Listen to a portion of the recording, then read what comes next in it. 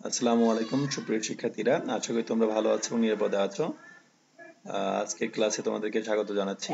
তোমরা জানো যে গত কয়েকদিন যাবত আমরা বিভিন্ন লেকচারে কলিগেটিভ ধর্ম নিয়ে তোমাদের আলোচনা করছিলাম, অর্থাৎ সংখ্যাগত ধর্ম নিয়ে আলোচনা করছিলাম। আজকেও ধারাবাহিকভাবে তার আলোচনা পরের টপিকগুলো আলোচনা করব। দেখো, আমরা গতদিন স্ফুটনাঙ্কের উন্নয়ন সম্পর্কিত রাউল্টের সূত্র পড়েছিলাম।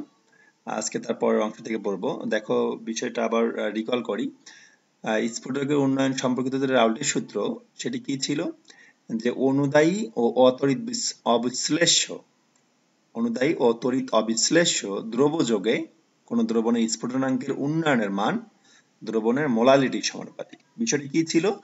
যে কোনো দ্রাবকের বিশুদ্ধ দ্রাবকের যে স্ফুটনাঙ্ক হয় বা বয়লিং পয়েন্ট হয়, সেই দ্রাবকের মধ্যে যদি কিছু পরিমাণ অনুদায়ী ও তড়িৎ অবিশ্লেষ্য দ্রব্য যোগ করা হয়, তাহলে যে দ্রবণ তৈরি হয়, নতুন দ্রবণ, সেই দ্রবণের স্ফুটনাঙ্ক দেখা যায় বিশুদ্ধ দ্রাবক অপেক্ষা বেশি হয়। অর্থাৎ বিশুদ্ধ দ্রাবক অপেক্ষা দ্রবণের স্ফুটনাঙ্কের মান বেশি হয়। এটাই ছিল স্ফুটনাঙ্কের উন্নয়ন। এবং বিজ্ঞানী রাউল্ট বিভিন্ন অনুদায়ী দ্রব্য নিয়ে পরীক্ষা করে দেখেছেন যে স্ফুটনাঙ্কের উন্নয়নের মান দ্রবণের মোলালিটির সমানুপাতিক হয়। মোলালিটি বিষয়টি কি? তোমরা অবশ্যই জানো যে মোলালিটি, নরমালিটি এগুলো হচ্ছে ঘনমাত্রার বিভিন্ন রূপ। যেমন মোলালিটির সংজ্ঞাটি দেখো, নিচে উল্লেখ করেছি আমি, যে 1000 গ্রাম বা 1 কেজি দ্রবণে দ্রবীভূত দ্রব্যের মোল সংখ্যাকে ওই দ্রবণের মোলালিটি বলে।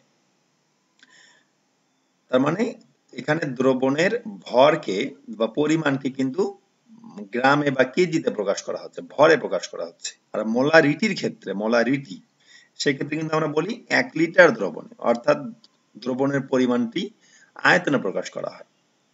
তাহলে 1000 গ্রাম বা 1 কেজি দ্রবণে কি পরিমাণ বা কত মোল দ্রব্য আছে, সেটাকে বলা হয় মোলালিটি। তো বিজ্ঞানী রাউল্টের মধ্যে কি, যে কোনো দ্রবণের স্ফুটনাঙ্কের উন্নয়ন কি হয়? দ্রবণের মোলালিটির সমানুপাতিক হয়। অর্থাৎ ওই দ্রবণে কি পরিমাণ দ্রব্য আছে, কত মোল দ্রব্য আছে, তার সমানুপাতিক হয়। যেমন আমরা যদি ব্যাখ্যা করি বিষয়টি, যে কোনো নির্দিষ্ট দ্রাবক, মনে করো পানির স্ফুটনাঙ্ক টি নট, যেটা আমরা জানি 100 ডিগ্রি সেলসিয়াস, এবং সেই বিশুদ্ধ পানিতে যদি আমরা কোনো অনুদায়ী ও তড়িৎ অবিশ্লেষ্য দ্রব্য যোগ করি, মনে করো গ্লুকোজ, সুক্রোজ বা ইউরিয়া, তাহলে দেখা যায় সেই নতুন যে দ্রবণটি তৈরি হলো বিশুদ্ধ পানি দিয়ে, তার স্ফুটনাঙ্ক 100 ডিগ্রি অপেক্ষা বেশি হয়, সামান্য বেশি হয় লঘু দ্রবণের ক্ষেত্রে, খুবই সামান্য। এবং সেই স্ফুটনাঙ্কের বৃদ্ধিটা যদি টি হয়, তাহলে স্ফুটনাঙ্কের উন্নয়ন বা স্ফুটনাঙ্কের বৃদ্ধি ডেল্টা টিবি সমান কি হবে? টি মাইনাস টি নট। রাউল্টের সূত্র অনুসারে কি হবে? ডেল্টা টিবি যেটি, অর্থাৎ স্ফুটনাঙ্কের উন্নয়ন মোলালিটির সমানুপাতিক, অর্থাৎ সিএম এর সমানুপাতিক। এখন এই সমানুপাতিক চিহ্ন উঠে গেলে একটা সমানুপাতিক ধ্রুবক আছে, যেটাকে কেবি বলা হয়। এটার নাম হচ্ছে আণবিক স্ফুটনাঙ্ক ধ্রুবক বা ইবুলিওস্কোপিক ধ্রুবক। তাহলে রাউল্টের সূত্র অনুসারে ডেল্টা টিবি সমান কেবি ইন্টু সিএম, বা স্ফুটনাঙ্কের উন্নয়ন সমান ইবুলিওস্কোপিক ধ্রুবক গুণন দ্রবণের মোলালিটি। এবার আসা যাক স্ফুটনাঙ্কের উন্নয়ন সম্পর্কিত রাউল্টের দ্বিতীয় সূত্র যেটি। দ্বিতীয় সূত্রটি কি? যে সমমোল পরিমাণ বিভিন্ন পদার্থ একই পরিমাণ কোন নির্দিষ্ট দ্রাবকে দ্রবীভূত করলে পূর্তি ক্ষেত্রে স্ফুটনাঙ্কের উন্নয়ন একই হবে। বিষয়টি আসলে কি বোঝায়? দেখো, যে মনে করো দুটি ভিন্ন পাত্রে একই পরিমাণ পানি নেওয়া হয়েছে, মনে করো 1 কেজি করে বা 1 লিটার করে আমরা পানি নিয়েছি, 1 কেজি করে। সেই পানি দুটি পাত্রে যে 1 কেজি করে পানি নিলাম বা 1 লিটার করে পানি নিলাম, এই পানির মধ্যে সমান পরিমাণে দুটি ভিন্ন পদার্থ মিক্সড করব। এই পদার্থটি অবশ্যই অনুদায়ী বা তড়িৎ অবিশ্লেষ্য হতে হবে। যেমন দুটি ভিন্ন পাত্রে একই পরিমাণ পানি নিয়ে যদি আমরা x গ্রাম পরিমাণ গ্লুকোজ এবং অপরটিতে x গ্রাম পরিমাণ সুক্রোজ যোগ করি, তবে দেখা যায় প্রতিটিতে স্ফুটনাঙ্কের যে বৃদ্ধি ঘটে দ্রবণের, এটা সমান হয় এবং তা সব দুটি ক্ষেত্রেই 100 ডিগ্রি সেলসিয়াস অপেক্ষা বেশি হয়ে থাকে। তাহলে বিষয়টি কি দাঁড়াচ্ছে? যে একই ধরনের একই দ্রাবকে যদি আমরা সমান পরিমাণে দ্রাবক নিয়ে তার মধ্যে যদি সমান পরিমাণে অনুদায়ী দ্রব্য যোগ করি ভিন্ন রকমের, সব ক্ষেত্রে স্ফুটনাঙ্কের উন্নয়ন একই হবে। ওকে, এবারে খেয়াল করো, স্ফুটনাঙ্ক উন্নয়নের সাথে যে মোলারিটির সম্পর্ক যেটি আমরা দেখলাম, অর্থাৎ স্ফুটনাঙ্ক উন্নয়ন মোলারিটির সমানুপাতিক হয়। বা ডেল্টা টিবি সমান কেবি ইন্টু সিএম হয়, সেটির প্রমাণ আমরা করতে পারি দুইভাবে। তার মধ্যে এটি একটি। দেখো এখানে একটা গ্রাফ অঙ্কন করা হয়েছে, বাষ্পচাপের সঙ্গে তাপমাত্রার একটি গ্রাফ অঙ্কন করা হয়েছে। তাপমাত্রাকে দেখানো হয়েছে এক্স অক্ষ বরাবর এবং বাষ্পচাপ বা ভেপার প্রেসারকে দেখানো হয়েছে ওয়াই অক্ষ বরাবর। আমরা কিন্তু গতদিন আলোচনা করেছিলাম যে কোনো তরলের স্ফুটনাঙ্ক বা কোনো তরল তখনই ফুটতে থাকে যখন তরলের উপরিস্থিত বাষ্পের চাপ বায়ুমণ্ডলীয় চাপের সমান হয় বা 1 বায়ুচাপের সমান হয়।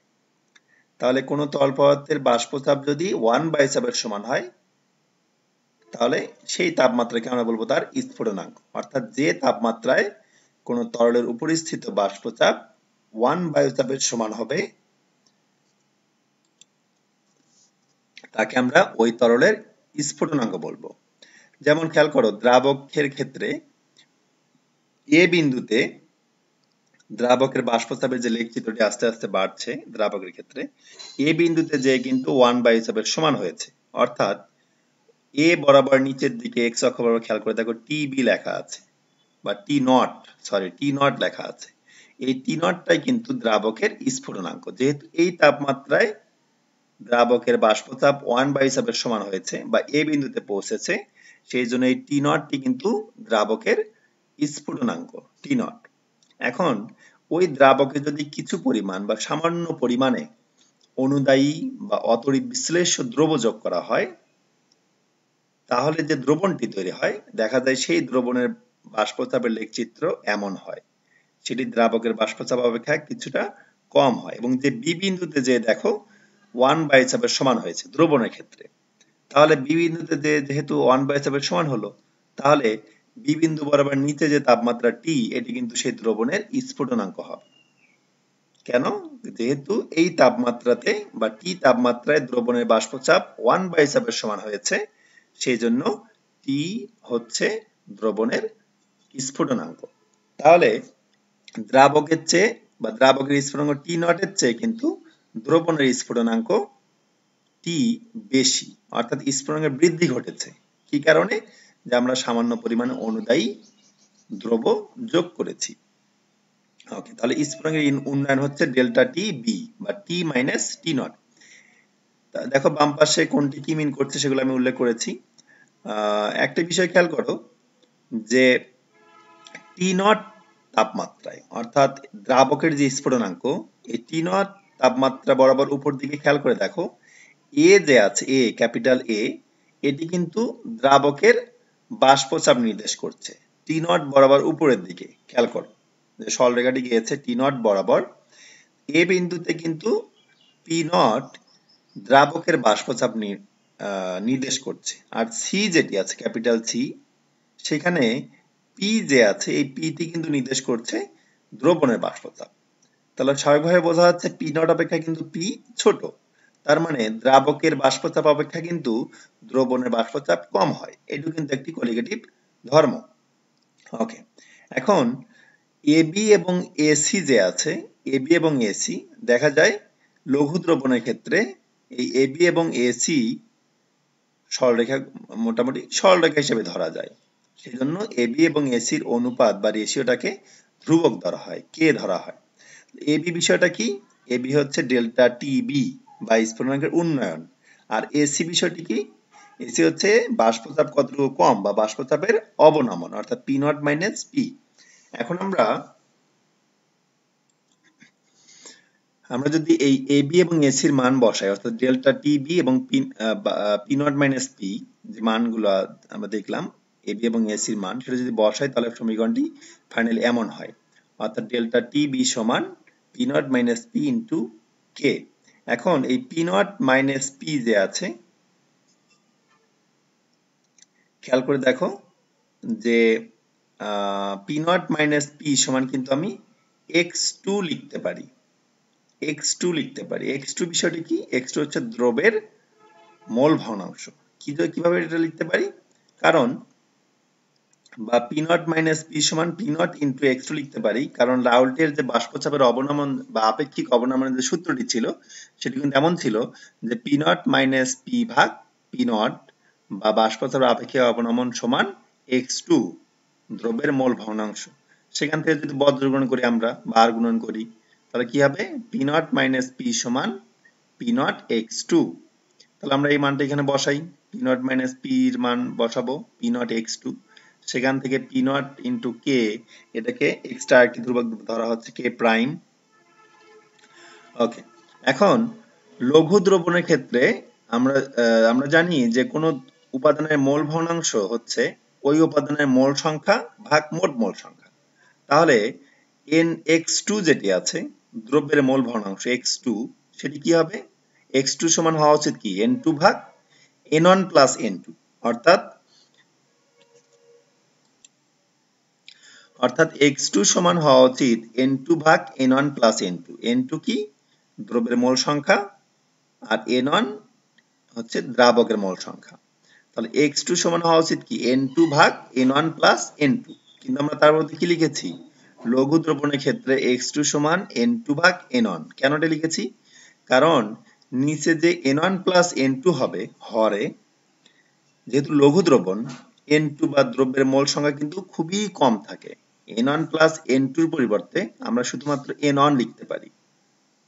অর্থাৎ যেহেতু লঘু দ্রবণের ক্ষেত্রে দ্রব্যের পরিমাণ খুবই কম থাকে, সেই জন্য হরে যেটি হওয়া উচিত ছিল N1 প্লাস N2, তার পরিবর্তে আমরা শুধুমাত্র লিখেছি N1।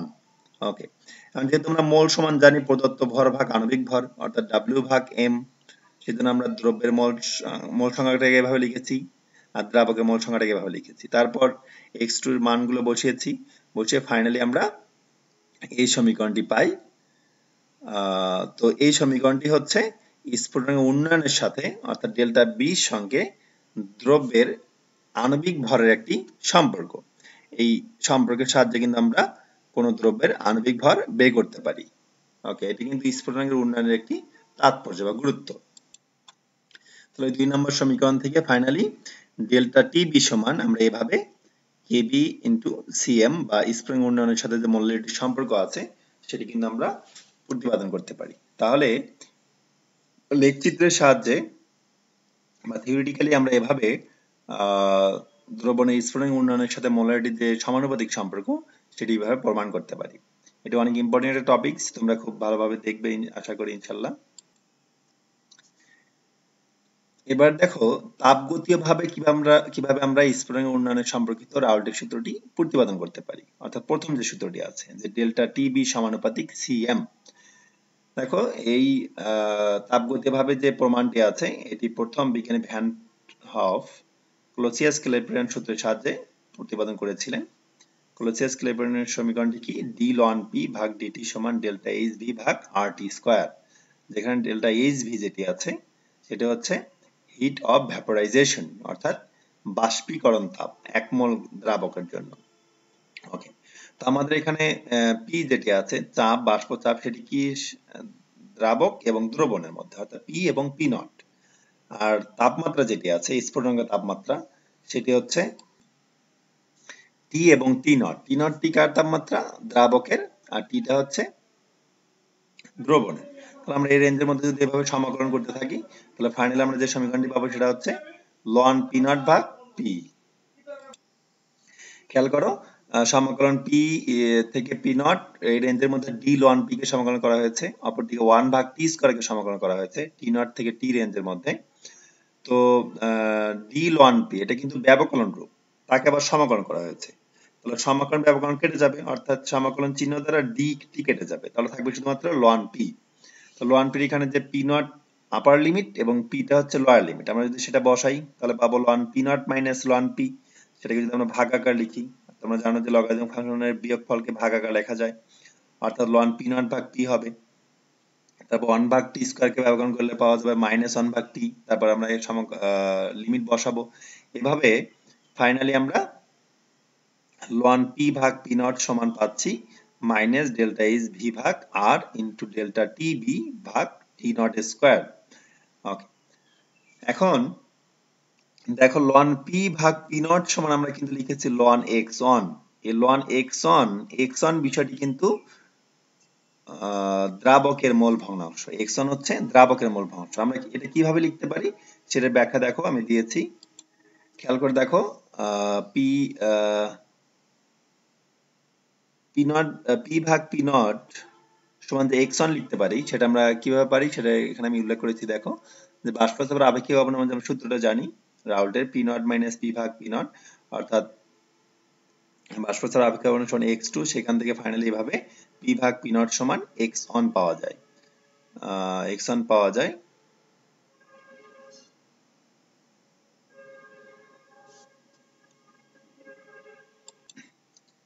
খেয়াল করো,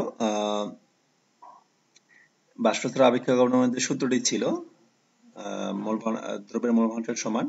সেখান থেকে কিন্তু এভাবে পি ভাগ পি নট সমান এক্স অন পাওয়া যায়। সেজন্য আমরা পি ভাগ পি নট সমান এক্স অন লিখেছি এর আগের ইয়েতে। ওকে, এন্ড লন এক্স অন এর পরিবর্তে আমরা লিখেছি লন 1 মাইনাস এক্স টু। নিচে খেয়াল করো বিষয়টি। দেখো লন এক্স অন এর পরিবর্তে আমরা লন 1 মাইনাস এক্স টু লিখেছি। সেটা কেন?